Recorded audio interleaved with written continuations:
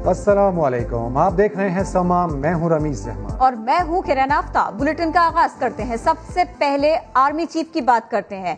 उन्होंने line of control का दौरा किया। जनरल कमर जावेद बाजवा ने साफ साफ कह दिया, दुश्मन किसी भूल में बिल्कुल न रहना, फौज दिफाए वतन के लिए तैयार है। आर्मी चीफ ने सरहदी दिफा पर मामूर अफसरों और जवानों के बुलंद हौसले की तारीफ की। भारतीय जारियत से मुतासरा मकामी आबादी के लिए हर मुमकिन मदद की यकीन दहानी भी करा दी। इस्लामाबाद से देखिए उस्मान खान की ये रिपोर्ट। 2 दिन में बहुत कुछ हुआ। कहा गया कि तुम्हारी हुकूमत खत्म हो जाएगी। हमने कहा मेहमानों की इज्जत से बढ़कर कुछ नहीं। वजीर आला मुराद अली शाह का सिंध असम्बली में खिताब। बोले, एक वफाकी वजीर ने रात को 1:30 बजे अल्टीमेटम दिया कि सुबह तक मुकदमा ना हुआ तो ऐसी तैसी हो जाएगी। काबीना में IG और चीफ सेक्रेटरी को बुलाएंगे।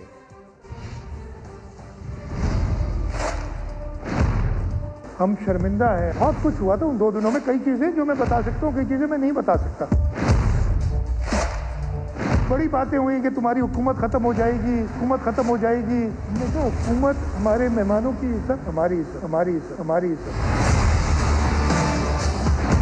और हमारी इज्जत से बढ़ के और चीज नहीं। स्टैंड लिया चेयरमैन साहब ने। अल्टीमेटम एक वफाकी वजीर देते हैं, रात को 1-1:30 बजे कहते हैं सुबह तक मुकदमा नहीं दाखिल हुआ तो हम ऐसी तैसी। मतलब ये सिंध जो है कोई कॉलोनी है, सिंध जो है कोई कॉलोनी है कि मैं चीफ सेक्रेटरी और IG को बुलवा लूंगा काबीना में। चीफ सेक्रेटरी और IG फेडरल काबीना के नीचे नहीं है। एक और कह रहे हैं कि जी ये सारा मिली भगत है। पुलिस को जिस तरीके से प्रेशर किया गया पूरी दुनिया को पता है। पुलिस ने अपना किरदार सही अदा किया और हम अपनी पुलिस सर्विस के साथ खड़े।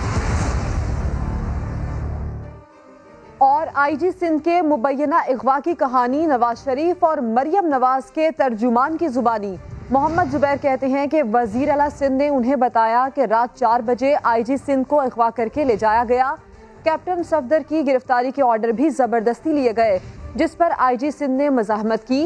प्रोग्राम नदीम मलिक लाइव में उन्होंने और क्या बताया, आपको सुनवाते हैं। ने आपको क्या बताया उस वाक़े के हवाले से? उन्होंने कहा कि ये ऐसा हुआ था कि तकरीबन 4 बजे IG पुलिस का घेराव किया गया था और उनको वहाँ से ले के सेक्टर कमांडर के पास ज़बरदस्ती kidnap, I think he use the word kidnap if I remember, but जो मैंने अबडक्ट सॉरी, और वहाँ उन्होंने ज़बरदस्ती कैप्टन सफदर के अरेस्ट के लिए अहकाम जारी करने के लिए कहा गया और IG ने रेजिस्टेंस शो की और वो उन्होंने कहा कि मैं तो पुलिस वालों को ऑथराइज़ नहीं करूँगा। तो फिर रेंजर्स के एस्कॉर्ट में पुलिस वालों को लेके गए वहाँ उधर होटल में। भारत के चैनल्स पर हमारी ऑपोजिशन का बयानिया चल रहा है, जिसने जाती मफादात के लिए सियासी जंग का रुख इदारों की जानिब मोड़ दिया। वजीर इत्तलात शिबली फराज ने प्रेस कॉन्फ्रेंस में ऑपोजिशन को आड़े हाथों लिया। कहा, मज़ार कायद पर हुल्लड़बाजी की गई और फिर सियासी रंग दिया गया।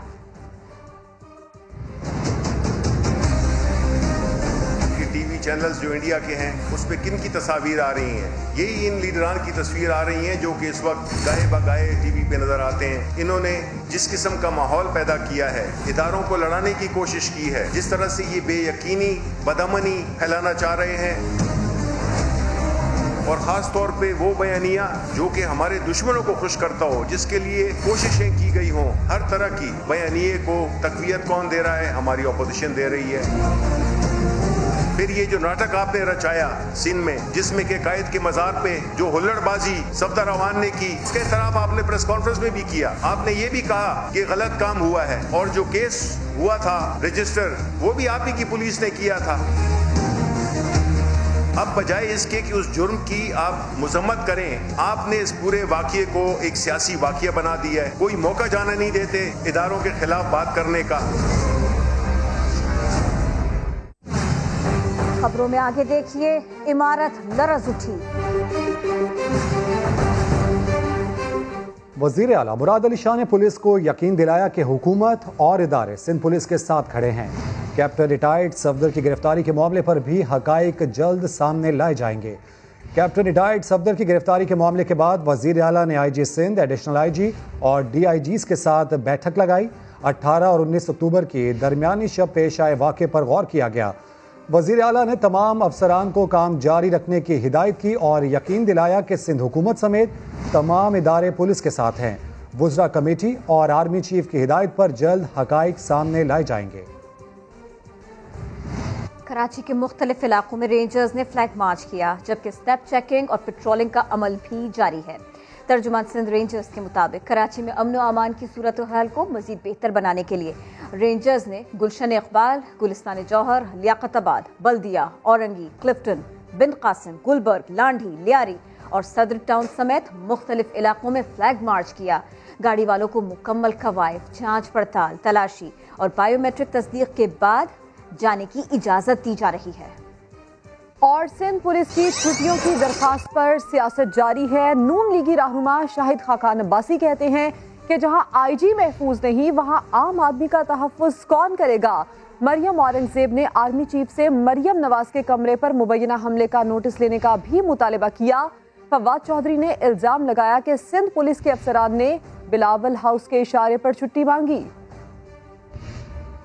आर्मी चीफ के नोटिस के बाद सिंध पुलिस के अफसरान ने छुट्टियों की दरखास्त मौखिर कर दी, मगर सियासत के खिलाड़ी मामले से सियासी फायदा उठाने में अब तक मसरूफ हैं। मुस्लिम लीग नून की तर्जुमान मरियम औरंगजेब ने फरमाइश कर दी कि आर्मी चीफ मरियम नवाज के कमरे पर हमले का भी नोटिस लें। चीफ ऑफ आर्मी स्टाफ से ये भी रिक्वेस्ट करती हूँ कि इस इंक्वायरी के अंदर मरियम नवाज शरीफ साहिबा के कमरे में किसने हमला किया, किसके ऑर्डर पे हुआ और क्यों हुआ, उस इंक्वायरी रिपोर्ट का ये भी हिस्सा होना चाहिए कि ये किसके कहने के ऊपर सारा वाकया हुआ। शाहिद खाकान अब्बासी ने कहा कि आर्मी चीफ मसालेहत में कोशा है, जबकि मुल्क का वजीर आजम सिर्फ मुखालिफिन से इंतकाम में मसरूफ है। इस मुल्क के वजीर आजम ने फौज को भी अपनी सियासत में मुलव्वस कर दिया है। फौज का कोई असर इस मामले पर नहीं है और ना होना चाहिए, लेकिन आज जो मुसालियत की कोशिश है वो चीफ ऑफ आर्मी स्टाफ कर रहे हैं। वफाकी वजीर science and technology Fawad Chaudhry कहते हैं कि इदारों को नीचा दिखाने की कोशिशें और साजिशें नाकाम बनाना होंगी। ट्विटर पैगाम में कहा कि कोई शक ही नहीं कि सिंध पुलिस के अफसरान ने बिलावल हाउस के इशारे पर छुट्टियां मांगी। बात आगे बढ़ी तो और भी बहुत कुछ सामने आ जाएगा। सिंध पुलिस के आला हुकाम की छुट्टियों की दरख्वास्त ने सवालात खड़े कर दिए। रुखसत के नाम पर हड़ताल का माहौल क्यों पैदा किया गया। साबिक कराची पुलिस चीफ ने प्रोग्राम 7 से 8 में कहा कि अफसरान ने दरख्वास्तें मुशावरत के बाद जमा कराई होंगी। सिंध पुलिस की इज्तिमाई छुट्टियों की दरख्वास्त ने कई सवाल उठा दिए। माना आपका वकार मजरू हुआ, दिल दुखे, लेकिन रुखसत के नाम पर हड़ताल का माहौल। एक साथ हर्फ ब हर्फ एक जैसी दरख्वास्तें, 2-2 माह छुट्टियों की दरख्वास्त, वो भी तनख्वाह के साथ। आईजी, एडिशनल आईजी, सारे के सारे डीआईजी, मुताद्दिद एसएसपी, एसपी छुट्टियों पर जाना चाहते थे। टॉप लीडरशिप की काम छोड़ एहतजाज की धमकी इंतहाई खतरनाक थी।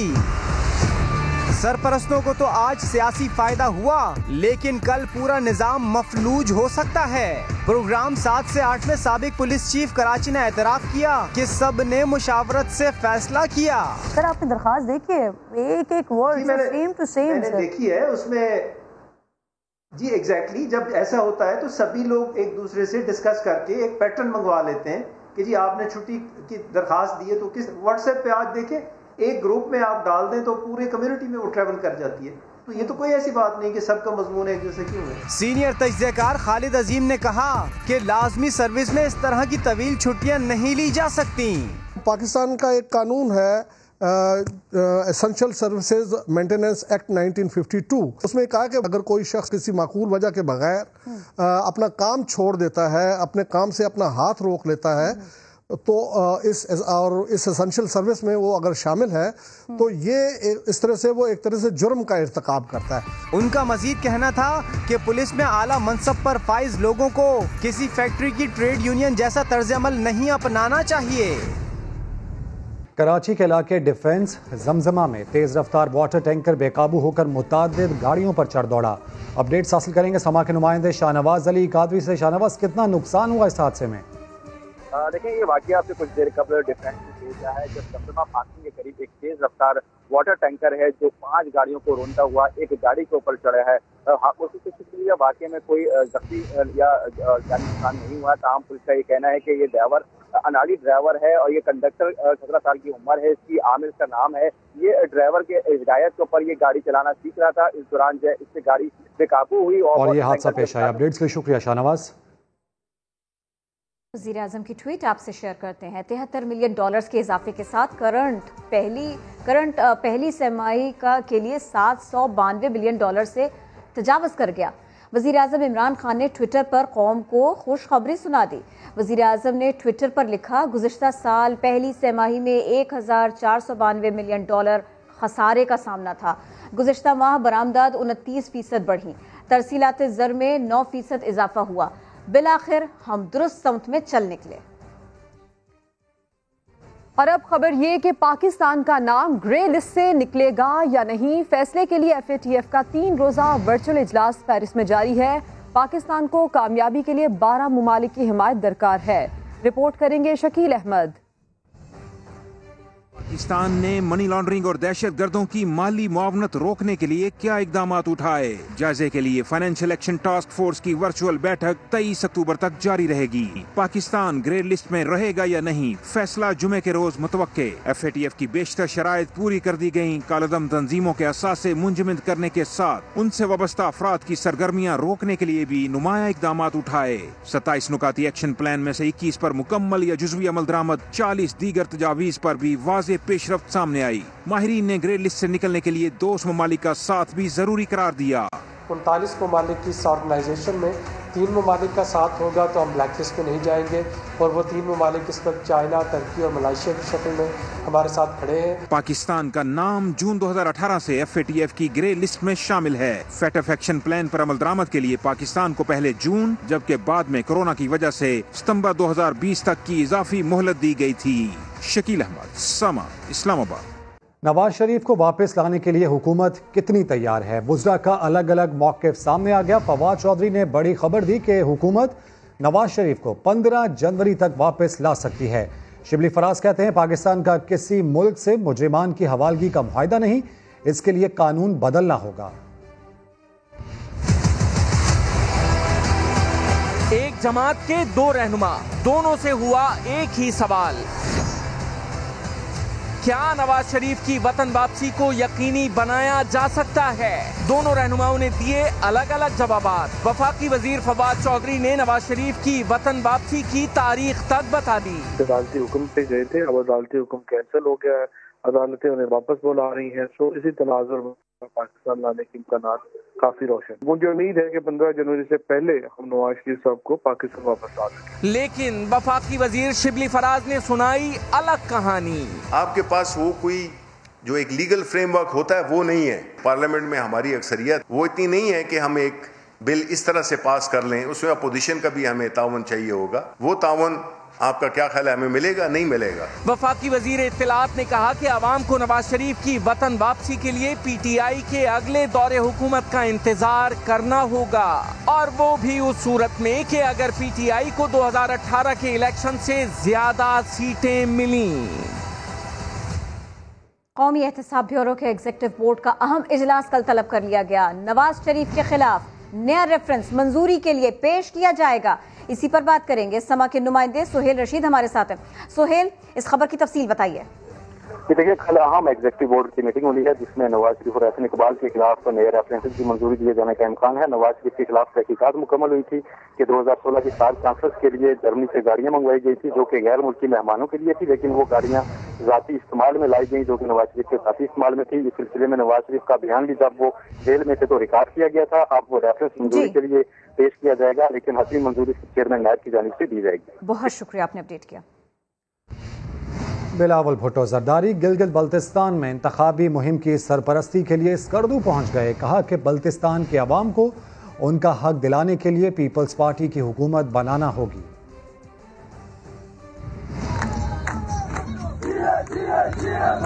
बिलावल मारने मैदान आ गए गिलगित बल्तिस्तान। बिलावल भुट्टो जरदारी गिलगित बल्तिस्तान में इंतखाबी मुहिम की सरपरस्ती करने पहुंचे तो स्कर्दू में जियालों ने उनका रक्स करके इस्तकबाल किया। बिलावल ने कारकुनों से कहा कि अगर वो बल्तिस्तान में हुकूमत बनाते हैं तो अवाम को उनका हक भी देंगे और यहाँ के हर शख्स को अपनाएंगे। अगर पाकिस्तान पीपल्स पार्टी की हुकूमत बनेगी तो फिर हम आपके हुकूक का तहफ़्फ़ुज़ कर सकेंगे, आपका मिशन को आखिरी पॉइंट तक, तकमीली पॉइंट तक पहुंचा सकेंगे। गिलगित बल्तिस्तान के 23 हल्कों में 330 उम्मीदवारों के दरमियान 15 नवंबर को इंतखाबी टाकरा होगा। मीरा जी की ख्वाहिश जानिए इसी बुलेटिन में। और दूसरी जानिब सिंध के जजायर से मुताल्लिक विफाकी हुकूमत के ऑर्डिनेंस के खिलाफ पीपल्स पार्टी की सिंध असेंबली में करारदाद मंजूर कर ली गई। मंजूरी से कबल पीटीआई का सिंध असेंबली इजलास से walkout. Tehreek Insaf MPa Shahryar sir और जीडीए ने करारदाद की हिमायत की। रिपोर्ट करेंगे संजय साधवानी। में एक आला ओहदे पे फायज है हमारे, कहते इसमें परेशानी की बात है, ये जजायर हम इस्लामाबाद तो नहीं उठा के ले जाएंगे, ले जाओ, हिम्मत है 1 इंच जमीन का इधर से ले जाने की। सिंध के जजायर वफाक के हवाले नहीं करेंगे। सिंध हुकूमत ने भी आसीनें चढ़ा ली। जजायर के हवाले से विफाकी हुकूमत के ऑर्डिनेंस के खिलाफ सिंध असेंबली में करारदाद मंजूर कर ली।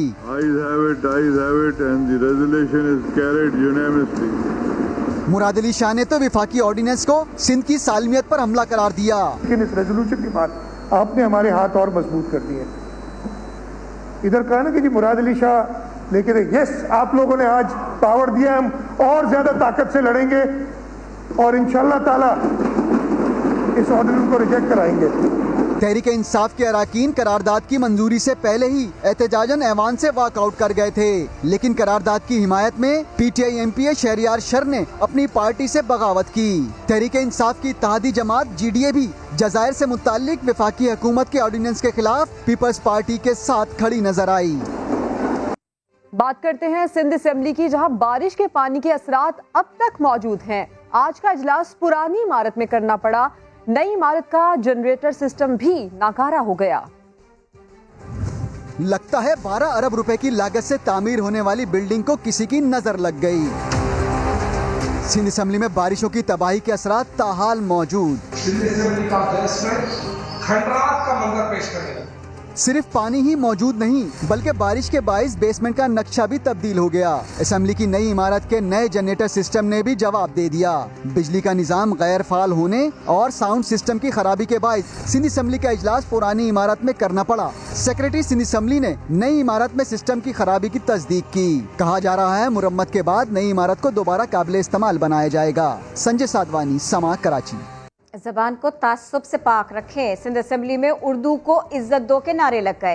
पीटीआई और एमक्यूएम के अरकान स्पीकर डाइस के सामने इकट्ठा हुए। उसका बिजनेस हो जाए उसके बाद। सिंध असेंबली हॉल उर्दू को इज्जत दो की सदाओं से गूंज उठा। हुक्मरान जमात पीपल्स पार्टी की मेजबानी में पीडीएम जलसे के दौरान कौमी जबान की तस्हीक पर एमक्यूएम समेत दीगर अपोजिशन जमातों ने शदीद एहतजाज किया। हाउस के बिजनेस के बाद मैं करारदार पे देखूंगा। इजलास शुरू होते ही उर्दू जबान की तौकीर से मुताल्लिक करारदाद पेश करने की कोशिश की गई। स्पीकर की तरफ से इजाजत न मिलने पर माहौल कशीदा हो गया। स्पीकर ने हाउस बिजनेस के बाद करारदाद पेश करने का कहा तो पीटीआई अरकान स्पीकर की डाइस के सामने आ गए। हुकूमती अरकान ने भी नारों का जवाब नारों से दिया। उर्दू जबान से मुताल्लिक करारदाद पेश करने की इजाजत ना मिली। अलबत्ता जजायर के मामले पर हुकूमती करारदाद आई तो तहरीक इंसाफ के अरकान एहतजाजन वॉकआउट कर गए। इस दौरान नुसरत सहर अब्बासी और हीर सोहू के दरमियान तल्ख कलामी हो गई। वज़ीर आज़म के मुआविन खुसूसी अल्लामा ताहिर अशरफी कहते हैं जनरल बाजवा ने सियासी किरदार अदा करने से इनकार किया, इसीलिए नवाज शरीफ मायूस हैं। नुमाइंदा समा नईम अशरफ भट्ट को इंटरव्यू में अल्लामा ताहिर अशरफी ने कहा शहबाज शरीफ समेत नून लीग के जिम्मेदारान नवाज बयानिए के साथ नहीं। नवाज शरीफ ने अरब ममालिक से ताल्लुकात खराब किए, जनरल कमर जावेद बाजवा ने बहाल करवाए। ताल्लुकात तो पूरे आलम अरब से आपने खराब किए थे। जनरल कमर जावेद बाजवा को क्रेडिट जाता है कि पाकिस्तान के ताल्लुकात को दोबारा बहाल किया। शोर दरवाजों से इस मुल्क के अंदर इक़्तिदार में आने की ख्वाहिश इल्ला माशाअल्लाह सबके दिल में है। हमारे दीनी मदारस किसी ऐसी तहरीक में जो फौज के खिलाफ हो इस्तेमाल नहीं होगा। बट साहब मैं आपको लिख के देने को तैयार। मदरसे को सबसे ज्यादा मार नवाज शरीफ साहब और शहबाज शरीफ साहब के दौर में पड़ी है। क्या मौलाना फजलुर रहमान साहब और उनकी जमात ने उस दौर में कभी जाके उनके घरों में मरहम भी रखा है? गुजरांवाला कराची के जलसे में मदरसे के बच्चे नहीं है तो फिर ये हमें शाबाश दें। उनका ख्याल था कहीं ना कहीं माजी की तरह कोई रास्ता बन जाएगा। जनरल बाजवा साहब ने किसी भी किस्म का सियासी किरदार अदा करने से इनकार किया। और एहतसाब अदालत ने शहबाज शरीफ को जेल में सहूलियात मुहैया करने का हुक्म दे दिया। कुर्सी, घर का खाना और मैट्रेस फराहम करने की हिदायत की गई है। लाहौर से शाहिद हुसैन की रिपोर्ट। शहबाज शरीफ को बतौर अपोजिशन लीडर जेल में सहूलतें फराहम की जाएं। नून लीग की एहतसाब अदालत में दरख्वास्त। एडमिन जज जवादुल हसन ने फैसला सुना दिया। शहबाज शरीफ को घर से खाना और अद्वियात मंगवाने की इजाजत होगी। कुर्सी और मैट्रेस भी इस्तेमाल कर सकेंगे। मनी लॉन्ड्रिंग केस में गिरफ्तार शहबाज शरीफ की तरफ से नैब कोर्ट में दरख्वास्त दायर की गई। लीगी रहनुमाओं का कहना है कि वजीर आजम की हिदायत पर साबिक वजीर आला को अजियत दी जा रही है। शहबाज साहब को उन्होंने बाकायदा पीएम हाउस की इंस्ट्रक्शंस पे जमीन पर सोने का कहा। प्रोडक्शन ऑर्डर के हवाले से ये फैसला किया कि हम हुकूमत को किसी किस्म की कोई दरख्वास्त नहीं देंगे। अदालत ने सहूलतें फराहम करने से मुतालिक इस्तदा मंजूर करते हुए जेल सुपरिटेंडेंट से 27 अक्टूबर को रिपोर्ट तलब कर ली है। नैब लाहौर ने लीगी रहनुमा ख्वाजा आसिफ को अकामा केस में 22 अक्टूबर को दस्तावेज समेत दोबारा तलब कर लिया। नोटिस में लिखा गया कि यूएई में इलेक्ट्रिक कंपनी के कंसल्टेंट के लिए अकामा और मुलाजमत की दरख्वास्त की कॉपी साथ लाइए। तनख्वाह के चेक्स, एम्प्लॉयज फाइल की तस्दीक शुदा कॉपी भी मंगवाई गई है। वसूल की गई तनख्वाह किस तरह पाकिस्तान मुंतकिल हुई, नैब ने इसके सबूत भी मांगे हैं। ख्वाजा आसिफ गुज़िश्ता तलबी पर पेश नहीं हुए थे। और अब कुछ बात अदाकारा मीरा की, जिन्होंने बिलावल भुट्टो जरदारी से मिलने की ख्वाहिश का इजहार कर दिया। समा से गुफ्तगू में कहा, आसिफ अली जरदारी की सेहत के बारे में फिक्रमंद हूँ। रेहान अहमद की रिपोर्ट देखिए। अदाकारा मीरा जरदारी साहब की जल्द सेहतयाबी के लिए दुआ गो। समा से बात करते हुए बताया कि वो साबिक सदर को अपना मोहसिन मानती हैं। जरदारी साहब को मैं कभी फरामोश नहीं कर सकती। मैंने उनके हाथों से सदारती अवार्ड वसूल किया है। उनकी सेहत याबी के लिए मैं दुआ करती हूँ और मेरी ख्वाहिश है कि मैं चेयरमैन बिलावल भुट्टो जरदारी से एक मुलाकात करूं। साबिक क्रिकेटर वसीम अकरम की अहलिया शुनेरा के बाद अदाकारा मीरा भी कराची में सफाई की खराब सूरत हाल के बारे में फिक्रमंद नजर आईं। और मुझे बहुत अफसोस हुआ कराची को देखकर। कायदे आज़म मोहम्मद अली जना और जो हमारे भुट्टो साहब थे, उन्होंने उनकी जो पिक्चर थी, जो उन्होंने जो सोचा था, वो ये कराची नहीं था। मीरा का कहना है बिलावल भुट्टो से मुलाकात के बाद अहम ऐलान करेंगी। मोहब्बत क्रिकेट से। बांग्लादेश की विमेन क्रिकेटर संजीदा इस्लाम ने अपनी शादी पर क्रिकेट की पिच पर फोटोशूट कराया। रूसी लिबास, साथ में जेवरात। बांग्लादेश की विमेन क्रिकेटर संजीदा इस्लाम ने ग्राउंड पर फोटोशूट कराया। उन्होंने हाथ में फूलों की जगह बल्ला थामा हुआ था। दौरा पाकिस्तान पर जिम्बाब्वे की क्रिकेट टीम ने तैयारियों का आगाज कर दिया। पाकिस्तानी टीम का तरबियती कैंप कल शुरू होगा। ब्रेक के बाद हाजिर होंगे हेडलाइंस के साथ। देखते रहिए समा।